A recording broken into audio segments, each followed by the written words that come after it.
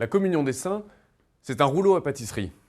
Ça sert à étaler la pâte de l'histoire de la foi pour se rendre compte que ce n'est pas simplement une question entre Dieu et moi, ici et maintenant. Et la litanie des saints que l'on chante par exemple lors des baptêmes nous le rappelle. Dieu a tissé patiemment une relation avec l'humanité, d'Abraham à Jean-Paul II, de la Chaldée à la Pologne, en passant par les moines d'Égypte au IVe siècle, ou les martyrs en Asie au XIXe.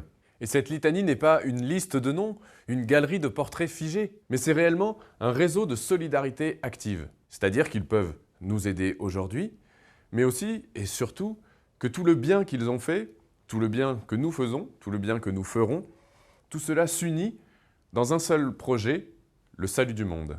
Et dans cette communion se construit aussi une amitié à travers les générations.